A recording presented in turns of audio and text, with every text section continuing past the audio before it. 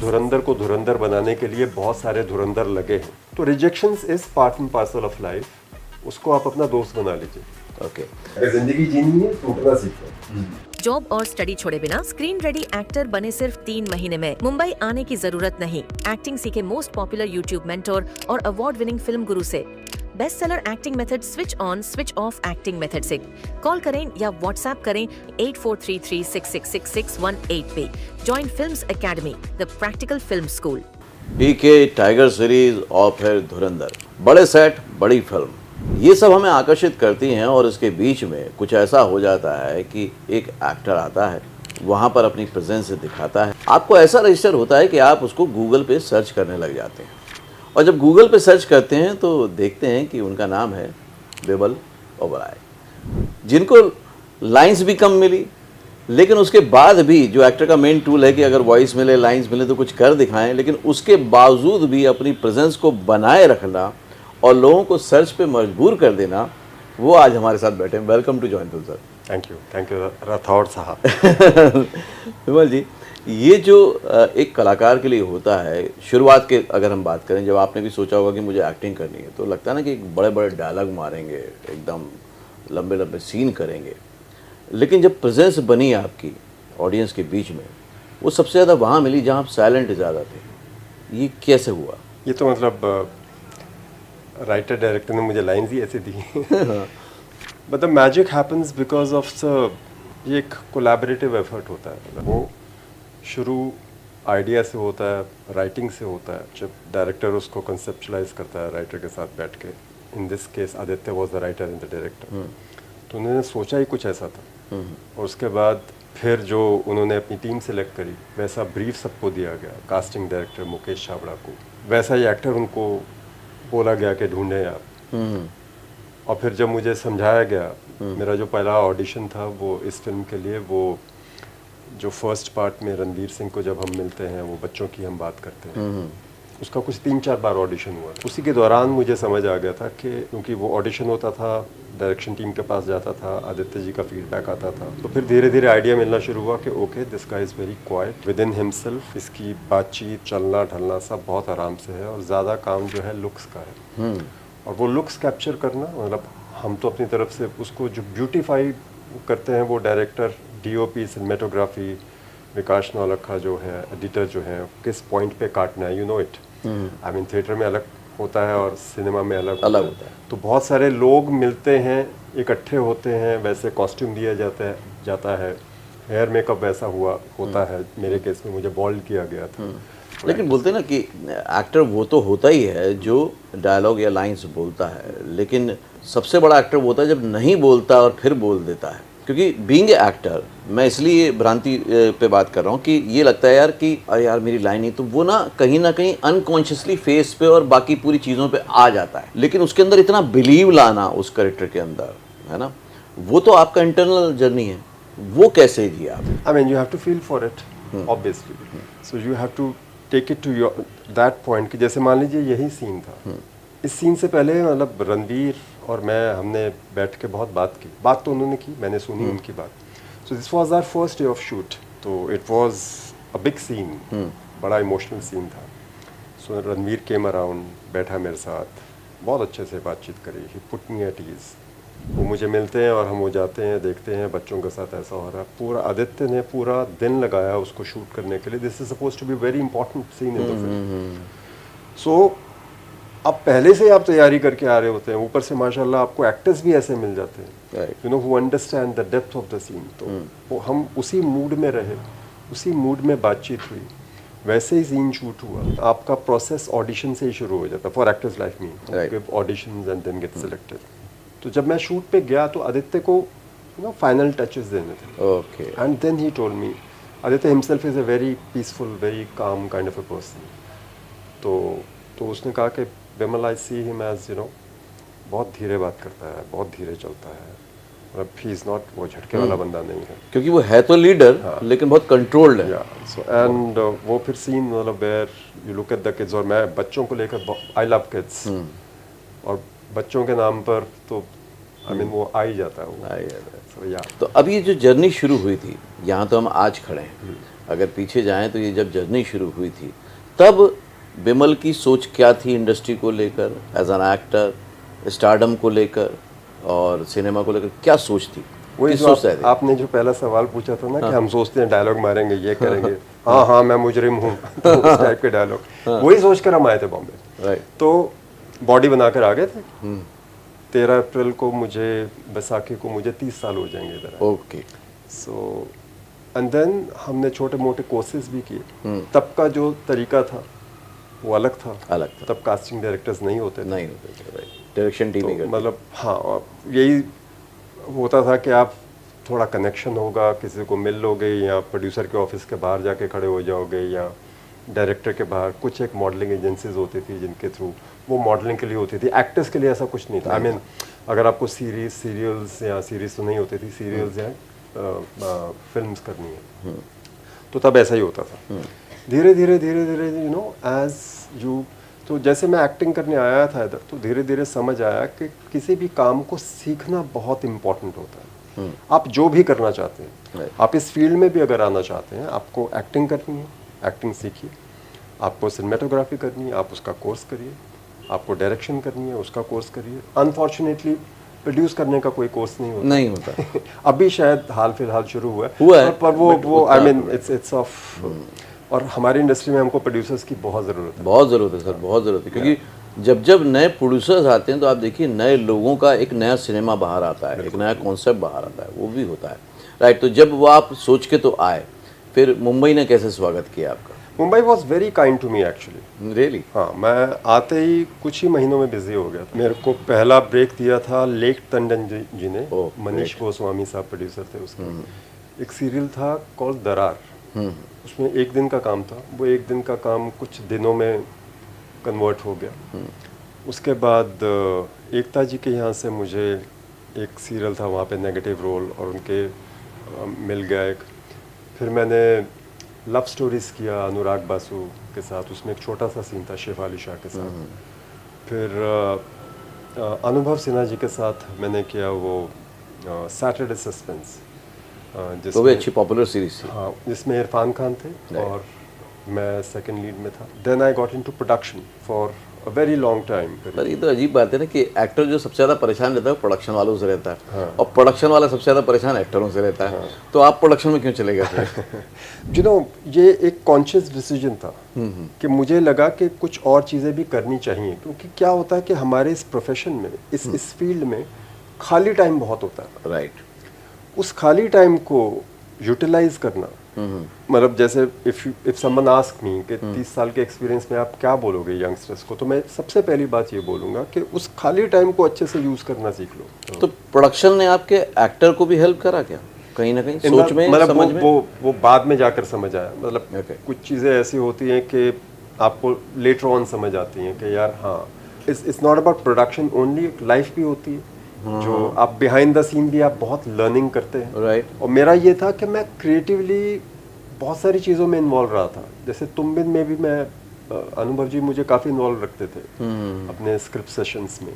Ferrari ki सवारी में मैं स्क्रिप्ट्स में, म्यूज़िक में बहुत इन्वॉल्व था। सिंग इज किंग में विपुल जी, अनीश जी ने मुझे फ्री हैंड दिया था कि प्रीतम के साथ बैठ के, मतलब you know we can sit on the songs. Castings में, कॉस्ट्यूम्स में, even in Tum Bin, Singh is king, Ferrari ki Sawaari, इन सब में मैं बहुत इन्वॉल्व रहा हूँ। तो वो मतलब फरारी की, तुम बिन की तो कास्टिंग के ऑडिशंस मैंने भी लिए। तो यही बात है कि जैसे आपने बोला कि आए थे तो सोचा था कि बड़े बड़े डायलॉग मारेंगे, और सभी का वो होता है कि यार मैं जाऊंगा तो ये करूंगा। लेकिन जब ज़िंदगी और स्ट्रगल हमारे साथ खेलती है और हम उसके साथ आगे जाते हैं तो कई बार टूटते भी हैं, बिखरते भी हैं, फिर खड़े होते हैं। उस टाइम पे वो सस्टेन कैसे कर रहे थे आप? क्या कभी टूटे उस टाइम पे? बहुत बार। हाँ। और ये टूटना बिखरना ये तो सबके साथ होता है। हाँ। ऐसा नहीं कि सिर्फ मेरे साथ हुआ, किसके साथ नहीं होता, और हर फील्ड में होता है। हम ये सोच कर के यार इस फील्ड में बहुत टूटना पड़ता है, इसमें नहीं जाते हैं, जिंदगी आपको तोड़ेगी। जिंदगी है ही इसलिए, अगर जिंदगी जीनी है टूटना सीख लो।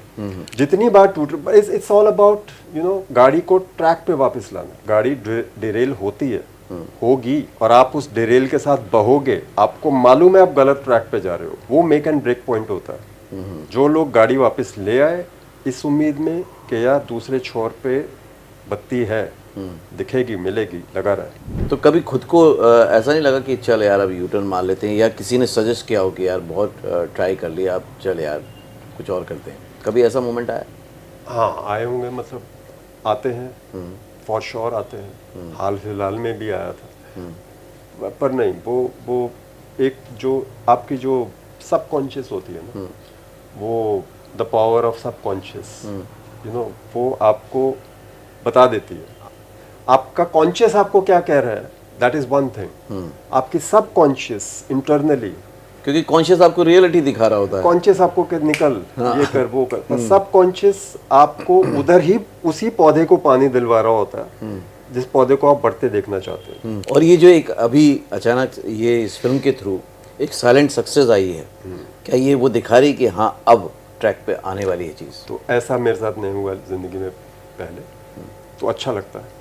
जितने मीम्स देखता हूँ मैं अपने, सुबह उठते ही हंसी आती है, मज़ा आता है। मैं मेरी नीस है Nancy, Sandy, Binoy, you know, we all are involve in जो मेरी पब्लिसिटी हम कर रहे हैं। पढ़ते हैं, देखते हैं, हंसते हैं और लुत्फ लेते हैं कि यार कि अगर आप लगे रहो तो 30 साल के बाद भी कुछ चीज़ें बदल जाती हैं। राइट बदलती है। वो वहाँ पे जो आपने कहा ना कि टूटते ज़रूर हैं लेकिन खड़े रहना ज़रूरी है, चलते रहना ज़रूरी है, इसलिए ये सब चीज़ें मिलती हैं। अब जब ये एक बड़ी फिल्म में एक इतने सारे बड़ी, क्योंकि मल्टी कास्टिंग है और कास्टिंग भी एक से बढ़कर एक, मतलब धुरंधर में धुरंधर ही कास्टिंग है, सभी धुरंधर हैं। लेकिन एक तरह से ये दिख रहा है मुझे, हो सकता है मैं गलत भी हूँ, आप क्लियर कीजिए कि आप प्रोडक्शन से भी रहे हैं और एक्टर भी हैं, क्या सिनेमा का जो स्टोरी टेलिंग का स्ट्रक्चर है अब वो टूट के नया बन रहा है, जिसमें कि ऐसी जगह बन रही हैं जिससे कि अब नए कास्ट को, नए एक्टर्स को उनका वाकई कैलिबर दिखाने का मौका मिलने वाला है या मिलना शुरू हो चुका है? आदित्य धर ने, मेरी बातचीत नहीं हुई है उनके बारे में, मुझे ऐसा लगता है कि उन्होंने पकड़ के ना क्लीशेज तोड़े हैं। I am talking about the so called clichés of the film making, और वो टाइम बाय टाइम वो चेंज होने भी चाहिए, क्योंकि मतलब पूरे टेम्पलेट ही ब्रेक हो गया। बिल्कुल, हाँ। और and hats off to that man, मतलब ही इज अ धुरंधर, जिसने धुरंधर फिल्म सोची। उन्होंने एक धुरंधर की टीम बनाई और इतने सारे धुरंधर बना दिए। मैं कल भी कहीं कह रहा था कि इस धुरंधर को धुरंधर बनाने के लिए बहुत सारे धुरंधर लगे हैं। किसी भी कलाकार के लिए, क्रिएटिव पर्सन के लिए बहुत ज़रूरी है कि उसको जितना ओपन स्पेस मिले वो ज़्यादा एक्सप्लोर कर सकता है। अभी जब से ये फिल्में इस तरह हुआ है, एक OTT का एक जनरेशन आ गया है पूरा का पूरा, और वहाँ पे भी काफ़ी एक्सपेरिमेंट हो रहे हैं, उससे कभी आपका वास्ता पड़ा कि वहाँ पे जो प्रेजेंटेशन है क्रिएटिविटी का वो कैसा है, फिल्मों में कैसा है, और टीवी तो आपने किया ही हुआ है, तो यहाँ तीनों में क्या फ़र्क देखते हो आप? जैसे धुरंधर के बारे में मैं बोलता हूँ कि हुआ क्या कि ड्यूरिंग कोविड लोगों को ना, क्योंकि घर पे होते थे सब, तो सीरीज़ बहुत देखी लोगों ने। ओके, अब सीरीज़ में क्या होता है, इट्स टीवी के फॉर्मेट पे होते हैं कि जहाँ पे लंबे सीन्स होते हैं। राइट। कि अगर हम बातचीत कर रहे हैं, फिल्म में क्या होता है कि हमने मैसेज कन्वे कर दिया कि ये था, पर सीरीज़ में और टीवी में वो बातचीत लंबी चलती है। जो 2 टियर एक्टर्स भी होते हैं उनको भी इस्टेब्लिश किया जाता है, उनकी लाइफ के उसके बारे में भी बात की जाती है। धुरंधर से ये हुआ है, वो मतलब दो इट्स अ फिल्म, मतलब पौने चार घंटे की अगर 2 फिल्में, तो एक्चुअली देखा जाए वो 3 फिल्में हैं। हाँ। ओके, और वो ये हो गया जी आपका 7.5 घंटे, तो वो 10 एपिसोड की सीरीज़ है। सीरीज़ ही है। तभी हर कैरेक्टर के को मतलब इतनी फुटेज मिली है उसको, तो मतलब आप इसको सीरीज में कन्वर्ट कर दीजिए, मुझे ऐसा लगता है। राइट। आदित्य ने एक चीज़ और करी है कि वो जैसे इंटरमिशन होता था ना, हाई पॉइंट्स पे छोड़े जाते थे, वो नहीं किया उन्होंने। उन्होंने एंड पे किया। हाँ, मतलब वो जो है फिल्म का क्लाइमैक्स भी खत्म हो गया। हाँ, चैप्टर एक पूरा क्लोज हुआ कि रहमान डकैत का चैप्टर क्लोज। हाँ, खत्म है। तो सीरीज और टीवी ऐसा लिखा जाता था कि एपिसोड को हाई पे छोड़ो, ये करो, वो करो, ताकि अगले क्लिफ हैंगर्स जिनको हम बोलते हैं अगले एपिसोड का, वो यही फ़र्क होता है। पर मुझे लगता है कि अभी फिल्में भी जो है वो टीवी सीरीज़ की तरह शूट हो रही हैं। एंड डोंट बी सरप्राइज कि लोग अभी पार्ट 1 और पार्ट 2 साथ में शूट करना शुरू कर दें। और इसका भी ऐसे ही हुआ था धुरंधर? हाँ, पार्ट 1 पार्ट 2 साथ में साथ शूट में हुआ था। हाँ, साथ में गया था। राइट। तो जब आपका सबसे पहला प्रोमो आउट हुआ था इस फिल्म का, मेरे को एकदम याद आया जब पहला हुआ था, और उसमें जब वो एंट्री होती है रहमान डकैत की, और वो उनका जो डांस था इम्प्रॉम्प्ट जो बताया गया कि इम्प्रॉम्प्ट उन्होंने कर दिया था जी। और वो एंट्री आपके साथ ही है वहीं पे, जी, जी। वो आपके कबीले में आते हैं वो पूरा, वो लग रहा था उस टाइम कितना मैजिक क्रिएट कर देगा ऑडियंस के माइंड में? मैंने वो जैसे ही गाना सुना मुझे बहुत अच्छा लगा। Okay. Okay, I said that this is a killer track and it is going to do wonders.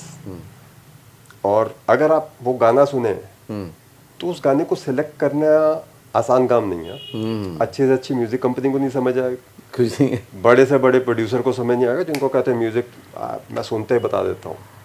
तो again you know Aditya Dhar and his team they picked up this song. उसके बाद जो अक्षय खन्ना जी ने उसमें जो कर दिया वो फिर वो अलग ही मैजिक बन गया उसके साथ। सो हो गया, हो गया, उम्मीद नहीं थी। वाकई नहीं, इस फिल्म ने वाकई कुछ एक धुरंधर सेटअप तो जमाया है, क्योंकि बहुत सारे एक्टर जो ये कहलाए जाते थे कि बहुत अच्छे एक्टर हैं, उनको वाकई प्रूव करने का और ऑडियंस तक पहुंचने का जो एक डायरेक्ट मिला है इस फिल्म से, एक अकेली फिल्म से, वो बहुत सारे एक्टर्स को मिला है ना। और आपके साथ भी वही हुआ कि लोग जानते थे, मानते थे, लेकिन दिख यहाँ गया। अब इसके आगे की जर्नी प्लान कर रहे हो या सरेंडर कर रहे हो, कैसे कर रहे हो आगे की जर्नी? दोनों कर रहा हूँ। हाँ। आगे की जर्नी 2-3 फिल्में हैं। एक तो है जवानी तो इश्क होना है डेविड धवन जी के साथ, वो धुरंधर से पहले शूट हो गई थी। ओके। एक इंटरनेशनल प्रोजेक्ट है कॉल्ड डैनियल। धुरंधर के बाद मुझे एक और फिल्म ऑफर हुई, प्रशांत नील साहब हैं, who made KGF 1, KGF 2 and Salaar. तो वो एक फिल्म बना रहे हैं ड्रैगन, फिल्मों के उसमें चल रहा है, बाकी और भी बातें चल रही हैं। और जो प्लानिंग है वो I write songs as well. Okay. जैसे मैंने आपको बताया मैंने भूतनी के लिखा था। लास्ट ईयर हमने एक गाना लिखा था जो अरिजीत को बहुत पसंद आया, तो उनकी कंपनी ने वो लिया, वो शिल्पा राव जी ने गाया। कितने रिजेक्शन मिले इंडस्ट्री से? मतलब रिजेक्शन ज़्यादा मिलते हैं। वो राहुल द्रविड़ का इंटरव्यू है हाँ। कि बहुत अच्छी बात बोली उन्होंने कि कितनी बारी मैं आउट हुआ, कितनी बारी मैं फेल हुआ। तो वो उसको प्रोसेस में ले लेना चाहिए। जो लाइफ की स्ट्रगल है ना, इसको ग्लोरिफिकेशन, क्योंकि वो सब करते हैं। अच्छा आज फेलियर हुआ, कोई बात नहीं, कितने ऑडिशंस दिए हैं मैंने, कितने सारे ऑडिशंस दिए, और दिल में ऐसी फीलिंग्स आती हैं यार मेरे से बेटर नहीं है कोई इसके लिए। मतलब अगर हम लुक की बात करें, इसकी बात करें, उसकी बात करें, तो rejections is part and parcel of life, उसको आप अपना दोस्त बना लीजिए। ओके। नॉर्मली ये होता है ना कि जब इंडस्ट्री में जाने की बात करते हैं तो लुक, पर्सनालिटी, हाइट सब मायने रखती है। आप कैसे दिखते हैं वो बहुत मायने रखता है। तो आप तो माशाल्लाह बहुत अच्छे दिख रहे हैं, आपकी पर्सनालिटी भी अच्छी है, आपने मेंटेन भी बहुत अच्छा किया हुआ है। लेकिन क्या यही प्लस पॉइंट कभी आपके सिलेक्शन में आड़े आया कि हाइट बिल्ट अच्छी है? हाँ, क्या इसकी वजह से मौके कभी कम भी हुए? अगर आया है तो मुझे परवाह नहीं है। अच्छा। क्योंकि जान है तो जहान है। सबसे ऊपर आपकी हेल्थ है, सबसे ऊपर, आपके करियर से ऊपर भी। अगर हेल्थ है तो आप अपने नियर्स एंड डियर वंस का भी ख्याल रख सकते हैं, आपका करियर भी। नहीं, कई बार होता है कि हाइट पर्सनालिटी भी, मान लीजिए हीरो है, अभी हीरो की हाइट ही कम है या उसकी पर्सनालिटी थोड़ी सी वैसी है, तो जो दूसरा अगर एक्टर उसके साथ खड़ा होगा तो डोमिनेट लगेगा वो स्क्रीन पे, तो वो भी कई बार रिजेक्शन का कारण बनता है। आई डोंट थिंक हमारे हीरोज ऐसे हैं। हाँ। They give a dam. Okay. Specially जिनके साथ मैंने काम किया। वो रणबीर, मतलब हाइट 2-3 इंच 1 इंच ज़्यादा होने से कुछ नहीं होता। ओके। बट इसी चीज़ को लेकर कई लोग जिनकी अच्छी हाइट होती है या पर्सनालिटी होती है, वो लोग सिर्फ यही सोच के आ जाते हैं कि यार मेरा तो लुक है, मेरे को तो चांस मिल ही जाएगा। मैं भी यही सोच के पर वो गैप रह जाता है। नहीं, वो एज आई सेड उससे कुछ नहीं होता। हाँ। ओके। मतलब वो काम सीखना बहुत ज़रूरी होता है। एक अच्छी हाइट वाला बंदा एक अच्छा डायरेक्टर नहीं हो सकता। राइट। मतलब डायरेक्टर की कोई लुक नहीं होती, लुक नहीं एक्टर की भी कोई लुक नहीं होती। जिसने काम सीखा हुआ है उसकी लुक सबसे ऊपर है। तो अभी जब आप फिल्म में काम कर रहे हैं तो थिएटर जो आप कर रहे हो, ये आप एक एक्सपीरियंस के लिए कर रहे हो, सीखने के लिए कर रहे हो, इसके पीछे पर्पस क्या है आपका? थिएटर मंदिर है। ओके। उधर माथा टेकना मैं छोड़ूंगा नहीं, जब तक है जान जाने जहाँ। तो मैं हर चीज़ को साथ लेकर चल रहा हूँ, हर चीज़ को एंजॉय कर रहा हूँ। अगर वैसे लोगों के साथ रहो और उनकी उसमें बैठे बैठे भी बहुत सारी चीज़ें हम लोग ले लेते हैं अंदर, पता नहीं चलता। एक मैं वाक्य बताऊंगा इससे जुड़ा हुआ। राहत इंदौरी साहब जो बहुत बड़े शायर है, तो मुझे भी लिखने विखने का शौक़ था शुरू में, तो वो इंदौर के थे, भोपाल आए हुए थे, तो मैं मिला, तो मैं तो उम्र भी कम थी, तो मैंने ऐसे ही उनसे बोला कि मैं भी लिखना चाहता हूँ, तो कैसे सीख सकता हूँ बताइए आप। तो क्योंकि इसके इंस्टीट्यूट तो कोई होते नहीं लिरिक्स राइटिंग के या इसके, तो उन्होंने मुझसे कहा कि बरखुरदार ऐसा करो कि 5000 शेर याद कर लो और समझ लो, तो तुम लिखने लग जाओगे। तो मैं मंदबुद्धि, मैंने बोला यार ये तो मेरा मजाक उड़ा रहे हैं यार, ये क्या बात हुई कि 5000 शेर याद कर लो तुम भी जाओ। मैं इतने अच्छे से गया था उनके पास कि यार कैसे सीख सकता हूँ, कुछ टिप्स दोगे। लेकिन हुआ ये कि विमल जी, उसके बाद मैंने जब और पढ़ने शुरू किए, बामुश्किल मेरे को 50-100 शेर याद हुए होंगे और मैंने समझे होंगे जिनको, और मेरी लिखावट में असर आने लग गया। तो ये वाकई फ़र्क पड़ता है कि अगर आप अच्छी बातें सुन भी रहे हो, अच्छे लोगों के साथ रह रहे हो, तो उसका भी एक असर आ जाता है। ये मेरा खुद का इससे वास्ता रहा है, लेकिन खुद अनुभव किया है कि ये हुआ है, ये होता है।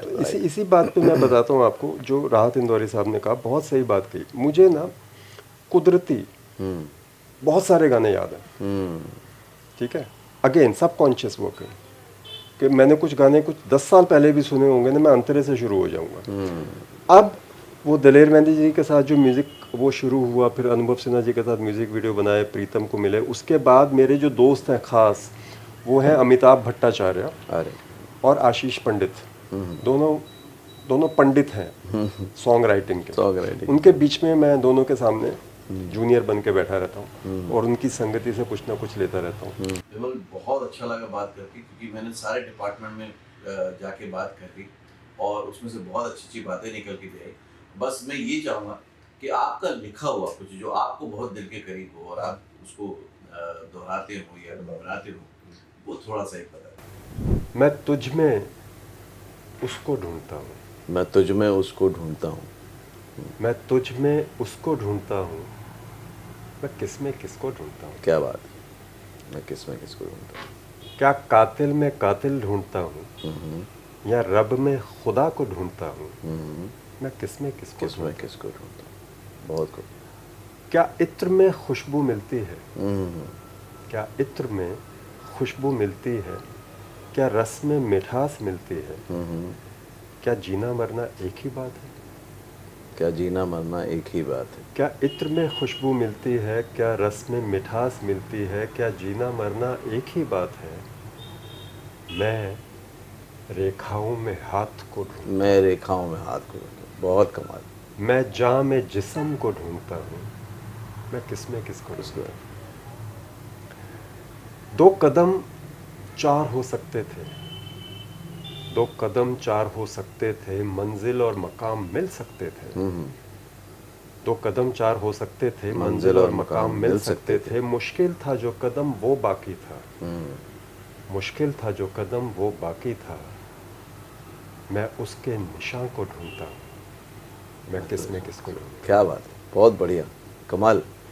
ये वाकई गहराई है और ये एक जो भी है कलाकार की गहराई है या कला की गहराई है, क्योंकि कला को जो आकार देता है मेरे हिसाब से वही कलाकार होता है, और वही ऐसा प्रकार है जो किसी प्रकार को किसी भी प्रकार से पेश कर सकता है, उसको मैं कलाकार मानता हूँ। और आज मुझे वाकई एक सच्चे कलाकार से मिलने का मौका मिला। आपने उसको बहुत अच्छे से संभाल के सहेज के रखा हुआ है, इसी तरह से इसको रखिएगा और आगे भी हम आपके कारनामे इसी तरह से धुरंधर की तरह देखते रहेंगे।